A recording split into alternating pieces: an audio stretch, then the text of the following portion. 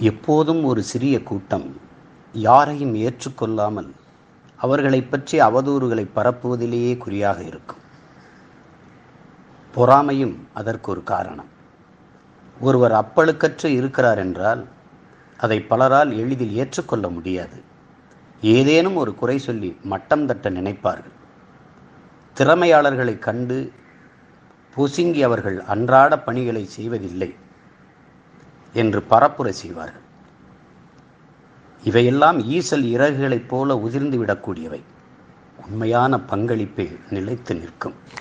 தலைமை பொறுப்புக்கு வருவதற்கு முன்பு உலகம் நம்மை உதாசீனப்படுத்தும்.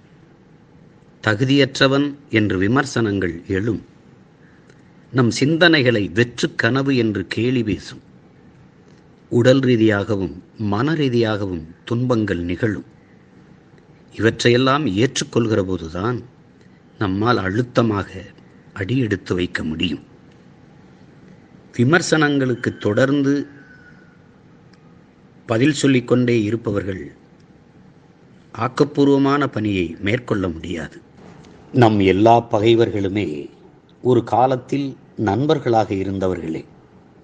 நண்பர்களாக இருப்பவர்களும் நண்பர்களாக ஆகிறவர்களும் நாளடைவில் தமக்கென்று இருக்கின்ற தன்மையினை மறந்துவிட்டு நம்மோடு பழகுவதாலேயே சமமாக கருதி கொண்டு அவர்களுக்கும் நம் இடத்தை அடைகிற ஆசை வந்து விடுகிறது.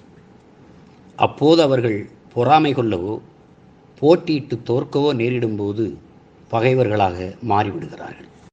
அவமானம் என்பது கணக்கற்ற வடிவங்களில் வரும்.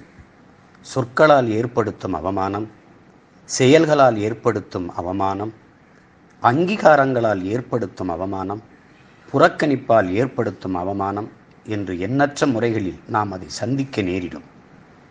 நம் கண்ணெதிரே நமக்கு கீழே இருந்தவர்கள் ஏதேனும் ஒரு பகடையை பயன்படுத்தி மேலே போய் அமர்ந்து நம்மை தரம் தாழ்த்தி நடத்துவதை பார்க்க நேரிடும். இதுபோன்ற சம்பவங்கள் நீடிப்பதில்லை. அதனால் பொறுமை காப்பதும் வார்த்தைகளை அள்ளி தெளிக்காமல் இருப்பதும் அவசியம். அவமானங்களை எதிர்கொள்வது முதிர்ச்சியடைவதின் ஒரு பகுதி என்பதை நாம் உணர வேண்டும். நம்முடைய நேரம் மிகவும் முக்கியமானது. நம் இதயம் மிகவும் தூய்மையானது. அதை நோகடிப்பதற்கு நமக்கே அனுமதி இல்லை. எல்லா எதிர்வினைகளுக்கும் பதில் சொல்லிக்கொண்டே இருந்தால் சில நேரங்களில் 10 பேருக்கு மட்டுமே தெரிந்த செய்தி மறுப்பு வெளியிடும்போது ஆயிரக்கணக்கானவர்களுக்கு தெரிந்து அவஸ்தையை உண்டாக்கும். எனவே காகித அம்புகளுக்கு பதில் சொல்லிக் கொண்டிருக்க வேண்டிய அவசியம் இல்லை. ஒவ்வொருவரும் புகழப்பட விரும்புகிறார்கள். Abraham Lincoln. மனித பண்பில் உள்ள ஆழமான கொள்கை என்பது பாராட்டப்பட வேண்டும் என்பதில் உள்ள தீராத ஆசைதான் என்கிறார் வில்லியம் ஜேம்ஸ்.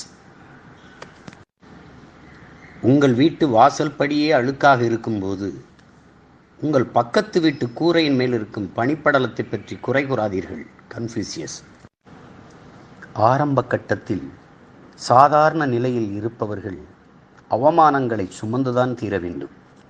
உயர்ந்த லட்சியத்தை மனதில் வைத்திருந்தால் அவற்றை பற்றி வருத்தப்படாமல் இன்னும் உத்வேகத்துடன் பணியாற்றி எதிர்காலத்தில் நம்மால் சாதிக்க முடியும் என்பதை வெளிப்படுத்தக்கூடிய வைராக்கியம் உண்டாகும்.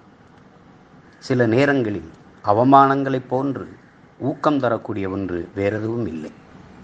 எந்த அறிவற்ற மனிதனாலும் கிண்டலான விமர்சனம், குறை கூறுதல், புகார் சொல்லுதல் ஆகியவற்றை செய்ய முடியும்.